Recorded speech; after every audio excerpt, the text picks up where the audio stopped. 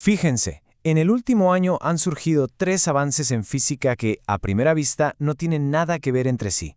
Por un lado, unos electrones que de repente fluyen como un líquido. Por otro, un puñado de fotones que codifican más datos de los que existen en todo el planeta. Y para rematar, un nuevo tipo de lógica cuántica que rompe por completo el sistema binario. Parecen enigmas totalmente aislados, ¿verdad?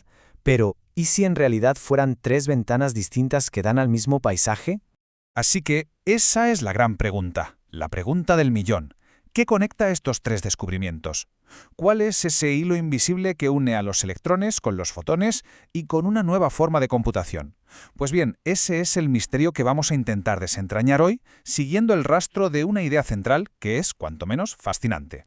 Vale, vamos a meternos con la primera pieza del rompecabezas, en un material muy especial, el grafeno. Los electrones, que siempre nos los imaginamos como pequeñas bolitas rebotando por ahí, de repente, ¡zas!, empiezan a moverse todos a una en conjunto, formando remolinos de corriente como si fuesen agua, un comportamiento que desde luego nadie se esperaba.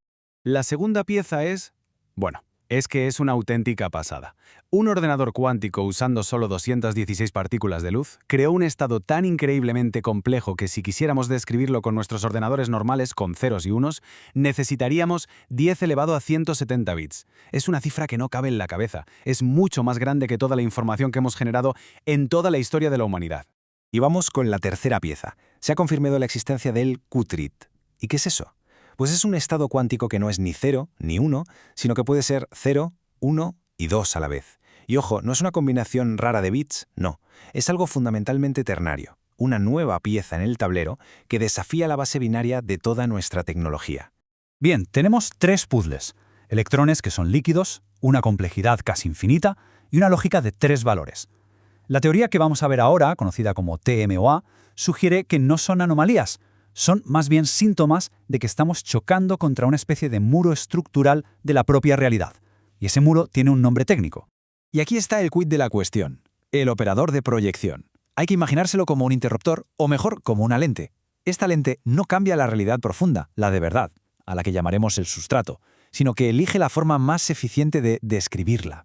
Y esa descripción, esa base, depende de la escala a la que estemos observando. Para entender cómo este interruptor resuelve nuestros tres misterios, primero tenemos que entender sus reglas de juego. Son 4, y según esta teoría, son innegociables. Son las leyes que gobiernan cómo pasamos de esa realidad profunda a lo que finalmente vemos y medimos. El proceso, en realidad, es bastante intuitivo. Se parte del sustrato, de esa realidad fundamental. Luego, según la escala, se elige una base, que es como elegir un idioma para describirla. Se aplica al operador, la lente, y, listo, obtenemos la representación, la realidad que podemos medir.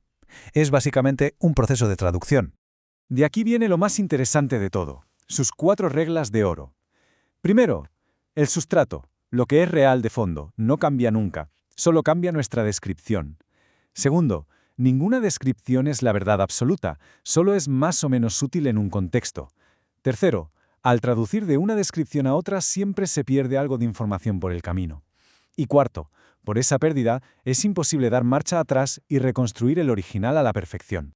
Vale, armados con esta idea del operador de proyección y sus 4 reglas, volvamos a nuestros 3 misterios, porque ahora, si los miramos a través de esta lente, dejan de parecer rarezas y se convierten en demostraciones perfectas de este mecanismo en acción. Recordemos el primer caso, el del grafeno. Los electrones pasaban de comportarse como partículas a hacerlo como un fluido. ¿Cómo se explica esto con nuestro operador? A ver, el punto clave es este. Los electrones no cambiaron en ningún momento. Lo que cambió fueron las condiciones, la densidad. Cuando hay pocos electrones, la descripción más eficiente, la base óptima, es la de partículas chocando. Pero cuando hay muchísimos, las interacciones entre ellos se vuelven tan importantes que es mucho más sencillo y eficiente describirlos como un todo, como un fluido. El operador simplemente elige la descripción que cuesta menos esfuerzo.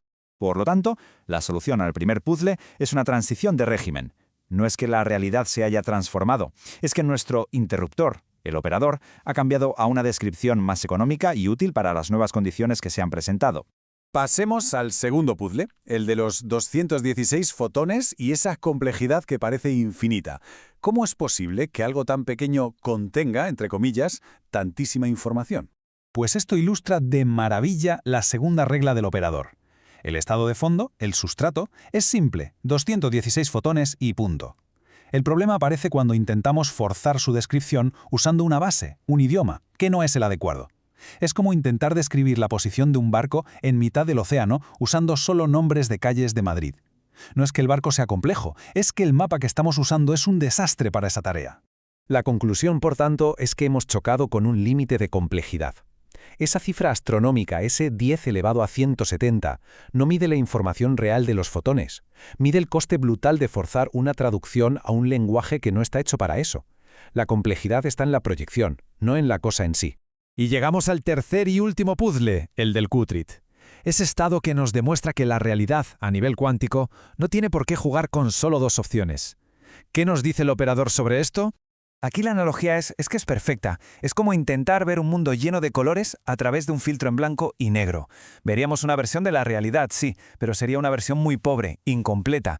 La base binaria es ese filtro. Si de repente cambiamos a un filtro de 3 valores, una base ternaria, capturamos más estructura, empezamos a ver más colores de ese estado fundamental. Y esto nos lleva a la conclusión quizás más profunda. El paso de 2 a 3 demuestra que no hay un número fundamental de valores en la realidad. La cantidad de estados posibles no es una propiedad del sustrato, sino de la lente, de la base que usamos para mirarlo. Simplemente hemos topado con el límite de nuestra vieja descripción binaria. Bueno, hemos resuelto los 3 puzzles.